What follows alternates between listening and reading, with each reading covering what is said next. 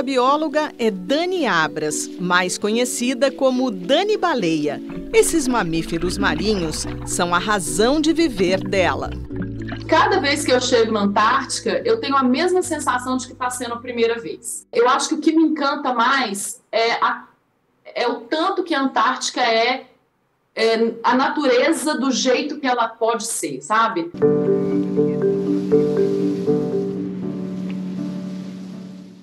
A beleza da vida marinha, registrada pela bióloga Dani Abras, é um dos destaques do Repórter Eco de hoje. E você vai ver também.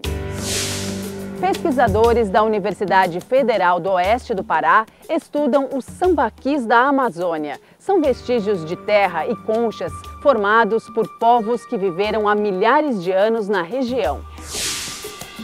A ONG WWF Brasil lança catálogo para incentivar o uso sustentável dos frutos do cerrado.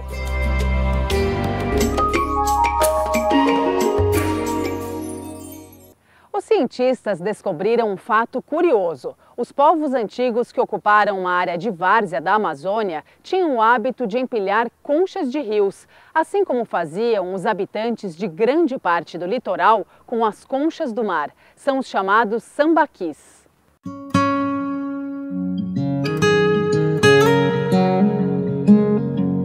O passado revisitado por meio de vestígios nos sambaquis. São sítios arqueológicos que alternam camadas de terra e de conchas, construídos há milênios por homens pré-históricos. Eles conservam pedaços de plantas e animais de épocas distantes, testemunhos da nossa história socioambiental. Comuns no litoral, aqui os sambaquis surpreendem por estarem no interior da Amazônia brasileira, na região de Santarém. Eles estão sendo estudados por esta equipe multidisciplinar da UFOPA, a Universidade Federal do Oeste do Pará. A gente tem vários sambaquis que nunca foram estudados. Nós temos vários povos indígenas que relatam que os seus avós, bisavós consumiam essas conchas. E com certeza também no passado as pessoas percebiam que seria um elemento interessante de se usar na construção, né, na elevação de montes. Então, lá no litoral, por exemplo, a gente tem sítios monumentais aqui no sudoeste da Amazônia também. Nós temos sítios que são grandes ilhas construídas de concha e de terra. Olha só o tamanho desta jararaca. É um dos répteis estudados nos sítios arqueológicos, assim como anfíbios. Os pesquisadores investigam possíveis transformações na morfologia, na forma das espécies ao longo do tempo. Se você encontra uma pata, um vestígio de pata, um vestígio de unhas, você pode fazer algumas inferências de como aquele animal vivia antigamente. E pode ser também que você não seja exatamente o mesmo animal vivente de hoje, né? Mas pode ser algum parentesco. É fundamental a participação dos jovens e idosos das comunidades do entorno. Eles sabem onde estão os sítios arqueológicos ao longo de 500 quilômetros de extensão do Rio Amazonas, do município de Terra Santa até Porto de Mós. Eles são os grandes protagonistas, né, do histórico uso e de ocupação dessa região, uma das áreas de ocupações mais antigas da Amazônia. E, especificamente nesse projeto, a gente está atuando com os jovens do ensino médio da escola da comunidade, em parceria com a escola que atua no ensino fundamental, para a gente proporcionar, incentivar a vocação científica neles, porque tem toda uma cosmologia com os encantados da região. A gente precisa escutar os mais antigos, né, os mais idosos, que são verdadeiras bibliotecas. E nesse caso é muito interessante porque tem essa perspectiva da geração. Os jovens vão juntos com os nossos alunos de graduação e de mestrado para realizarem as entrevistas, coletarem narrativas sobre a memória. Como é que se chama o projeto de vocês? E o que vocês querem com esse projeto? O nome do nosso projeto é Janelas Abertas para a Biodiversidade do Baixo Amazonas, o JABA, Contribuições dos Sambaquis do Passado para a Preservação Ambiental do Presente Amazônico. Então, a ideia do projeto é a gente justamente cruzar arqueologia, biologia, ecologia da conservação, para a gente pensar nas transformações das paisagens ao longo do tempo e pensar como é que a gente vai preservar a biodiversidade do presente e do futuro se a gente não conhece a biodiversidade do passado. Hoje, áreas que são savanas foram floresta no passado.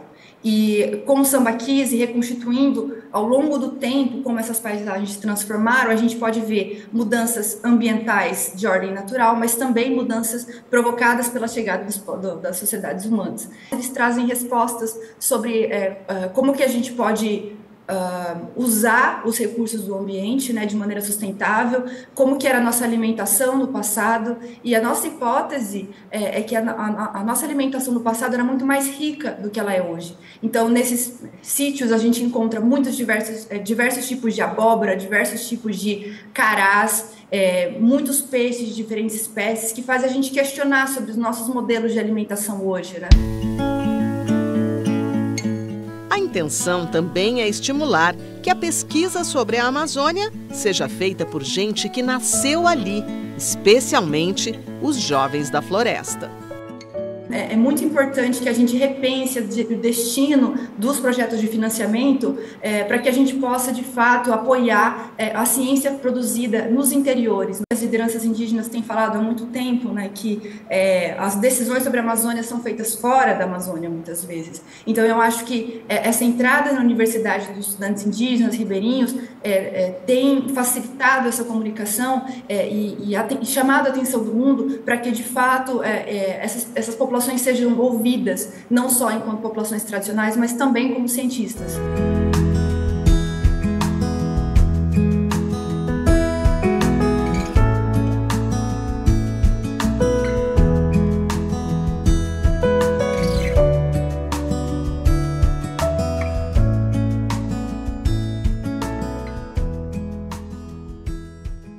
Vamos às notícias socioambientais que tiveram destaque.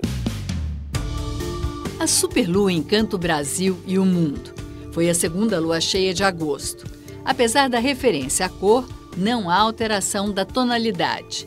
O fenômeno acontece quando o satélite natural alcança o perigeu, que é o ponto mais próximo da Terra. A lua parece maior e mais brilhante. Pela primeira vez, o Comitê dos Direitos da Criança da ONU reconhece que as crianças e os adolescentes têm direito a um ambiente limpo, saudável e sustentável. O texto pede que os países tomem medidas imediatas, que incluem ações contra o aquecimento global. Ricardo Salles, ex-ministro do Meio Ambiente do governo Bolsonaro, vira réu em ação que apura a exportação ilegal de madeira. Também foram denunciados pelo Ministério Público Federal o ex-presidente do IBAMA, Eduardo Bin, servidores públicos e representantes do setor madeireiro. As investigações indicam a existência de um grave esquema de facilitação do contrabando de produtos florestais. O Brasil perde cerca de 96 milhões de hectares de vegetação nativa em 38 anos. De acordo com o MAP Biomas. A área perdida entre 1985 e 2022 equivale a 2,5 vezes o tamanho da Alemanha. A Amazônia foi o bioma mais afetado, com redução de 13% de cobertura de floresta. A ministra do Meio Ambiente e Mudança Climática, Marina Silva, descarta a concessão de licença para explorar petróleo em Abrolhos. O arquipélago no litoral da Bahia é formado por 5 ilhas. Foi o primeiro do país a receber o título de Parque Nacional Marinho, em 1983. Abriga um importante banco de corais, além de ser berçário da baleia jubarte. O Supremo Tribunal Federal suspende a votação do polêmico marco temporal. A sessão será retomada na semana que vem. Até agora, 4 ministros votaram contra e 2 a favor. Faltam os votos de outros 4. O marco temporal prevê que só teriam direito à demarcação de terra os indígenas que a ocupavam até a data da Constituição, em 5 de outubro de 1988. Daqui a pouco, aqui no Repórter Eco. Catálogo da ONG WWF Brasil revela a riqueza dos frutos do Cerrado, um dos biomas mais biodiversos e mais ameaçados do país.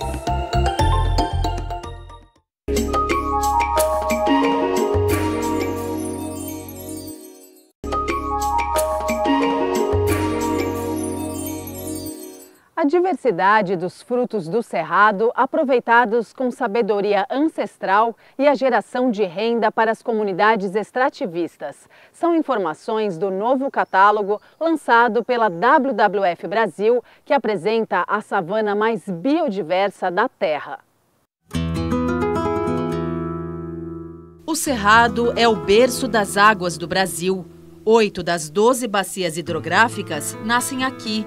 É a segunda maior formação vegetal do país, atrás somente da floresta amazônica.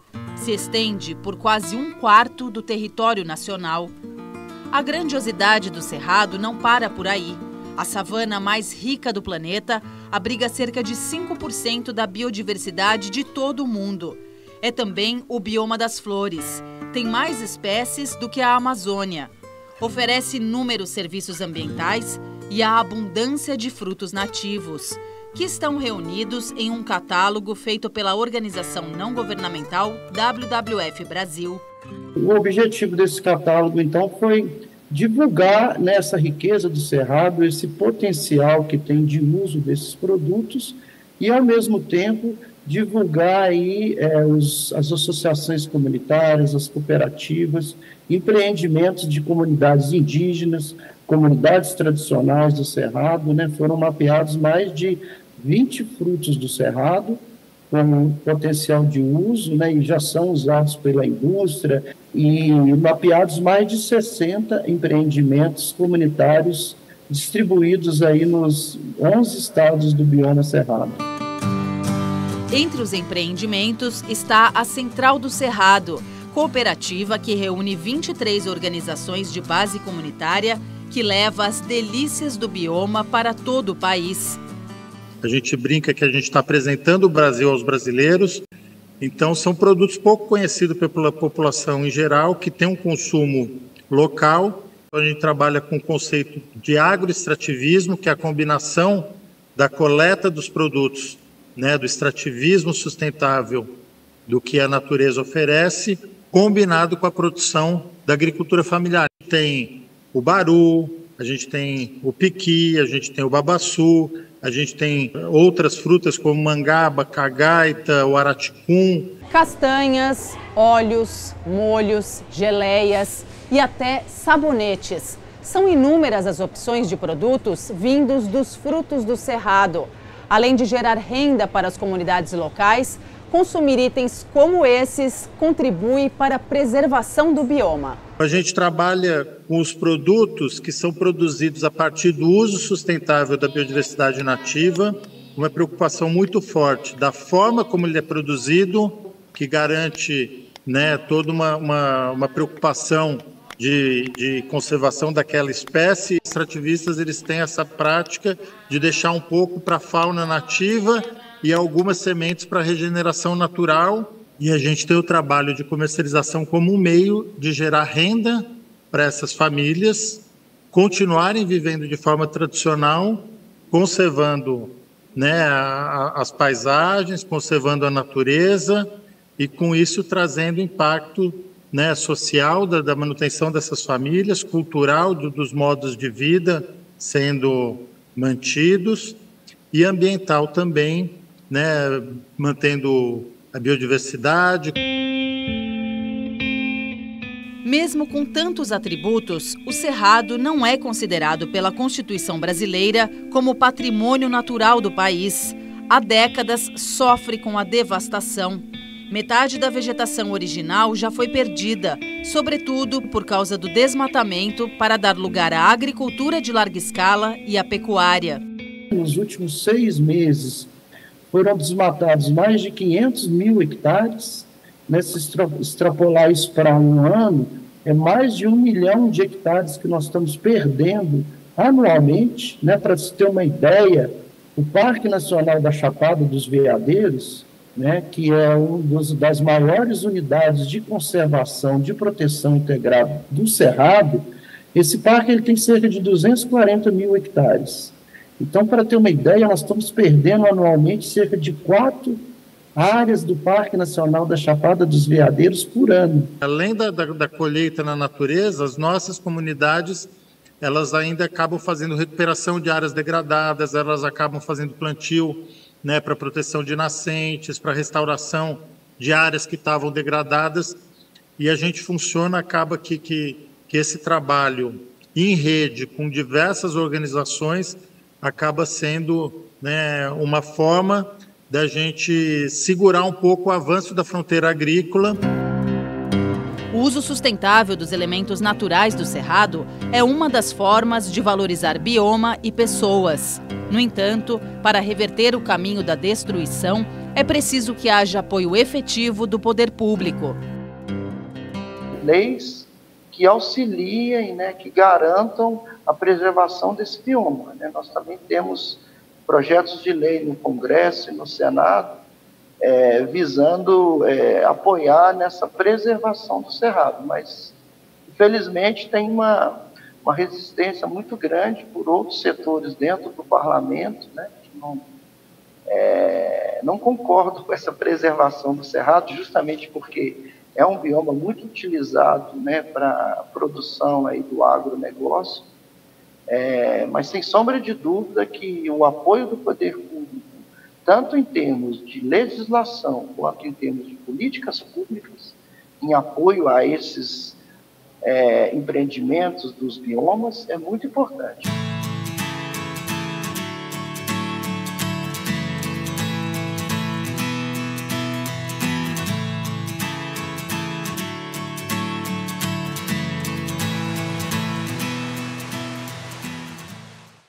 A seguir, aqui no Repórter Eco. A bióloga Dani Abras registra imagens fascinantes de baleias e pinguins em viagens pela Antártica.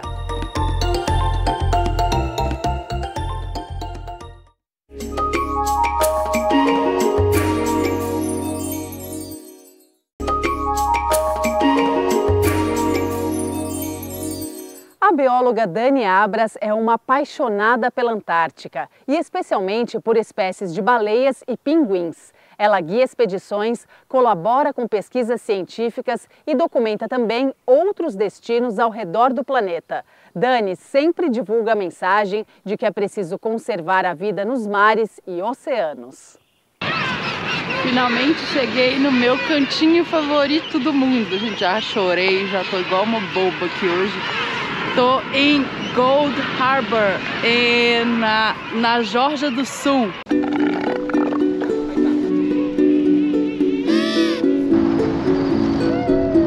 O nome da bióloga é Dani Abras, mais conhecida como Dani Baleia. Esses mamíferos marinhos são a razão de viver dela. Cada vez que eu chego na Antártica, eu tenho a mesma sensação de que está sendo a primeira vez. Eu acho que o que me encanta mais é o tanto que a Antártica é a natureza do jeito que ela pode ser. Dani é guia de expedições em navios, em destinos exóticos ao redor do mundo. Conduz grupos de turistas, principalmente na Antártica, o continente gelado do planeta, há cerca de 8 anos e colabora com pesquisas científicas. Para ela, uma sorte e uma missão. Quando eu estou na Antártica, naquele visual maravilhoso, com as baleias na minha frente, eu às vezes até choro de emoção, de tão incrível que é o meu trabalho. Eu era pesquisadora do Instituto Balejo Bart na época e eu comecei a cultivar o sonho de ir para a Antártica e para ir para a Geórgia do Sul, porque eu queria ver as baleias lá se alimentando. E aqui na região dos Abrolhos, as baleias só se reproduzem. Elas estão aqui durante o inverno, descem para a Geórgia do Sul para se alimentar e voltam. Então elas ficam nessa migração anual. A especialista em baleias, mestre em oceanografia biológica, procurou empresas de turismo, ofereceu conhecimentos em troca da oportunidade de estar lá, aperfeiçoou o inglês, encarou o desafio e hoje faz ciência cidadã. Envia as fotos que faz das nadadeiras das baleias jubarte para pesquisadores de várias instituições. A minha principal colaboração atualmente é com o Happy Whale, que eu coleto as fotos, né, que é igual essas fotos aqui atrás de mim, e que essas fotos, elas são a foto-identificação do animal, né, é como uma impressão digital das baleias. Então eu tiro essas fotos e submeto a esse banco de dados e formo esse conjunto de informações aí que está crescendo muito. O avistamento mais frequente na Antártica é da espécie jubarte entre janeiro e março. Dani brinca com os turistas. Eles só não veem os mamíferos se estiverem de olhos fechados. E há outros encontros especiais.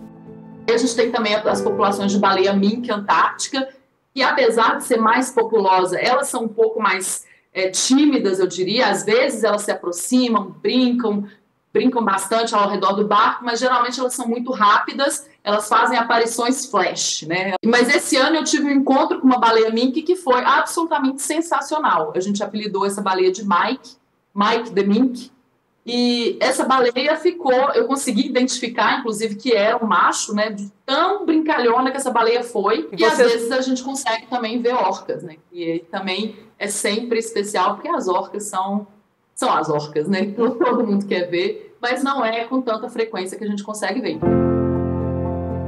Outra paixão são os pinguins. São 7 espécies na Antártica. Eu vou para a Terra e a gente fica cercado de pinguins, né? Por mais que às vezes a gente tem que se afastar deles, eles se aproximam, principalmente os filhotes, que são muito curiosos. Então eles veem todo o charme de pinguim deles. E aí não tem jeito de se encantar com os pinguins. As mais comuns são a pinguim papua ou pinguim gentoo, pinguim adélie, pinguim de barbicha. E aí, às vezes, muito raramente, a gente consegue ver um pinguim imperador. Às vezes, os turistas se aproximam dos animais de bote, que Dani Abras pilota.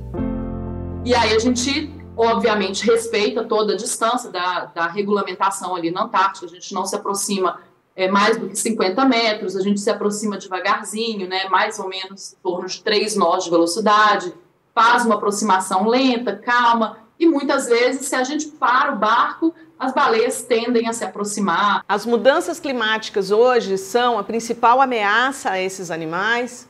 O que a gente sabe é que com o derretimento do oceano Antártico, né, com as retrações desses oceanos, as distribuições podem ser diferentes e, principalmente, o gelo marinho tem uma relação muito importante com o krill, que é o principal alimento das baleias. Mas a gente tem outras ameaças e uma delas principal é o emalhamento das baleias em rede de pesca ou em aparatos de pesca e o atropelamento de grandes embarcações, principalmente durante os movimentos migratórios. O microplástico eu falo que é um macro problema, né? A maior parte do plástico que as baleias ingerem é, na verdade, se alimentando do krill, que se alimenta de outros animaizinhos, né, que filtra o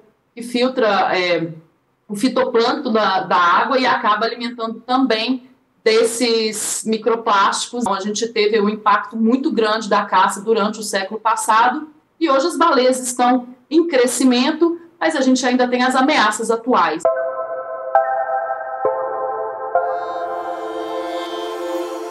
Fora da temporada de turismo na Antártica, Dani Abras já viajou para o Ártico, na Groenlândia ou Islândia, para a África do Sul, Ilhas dos Açores, em Portugal, e Tonga, na Polinésia.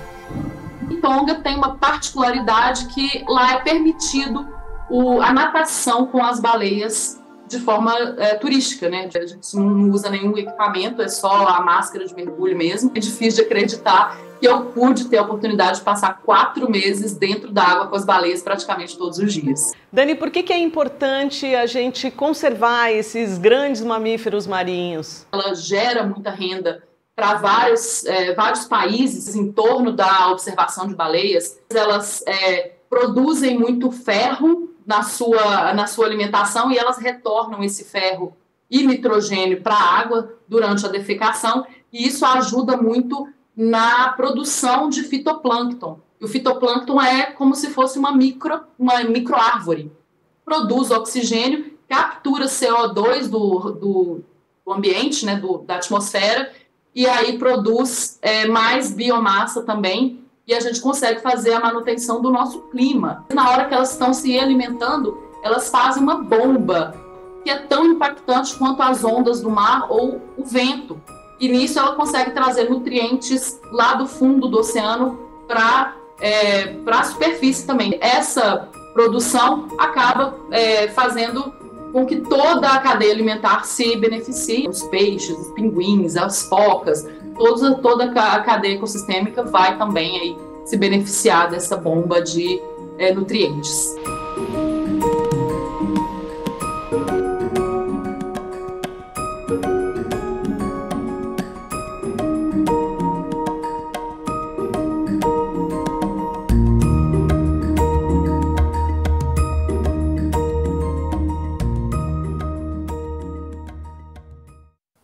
O Repórter Eco de hoje fica por aqui. A gente se encontra no próximo programa com mais projetos, ações e pesquisas em busca de um mundo melhor. Até lá!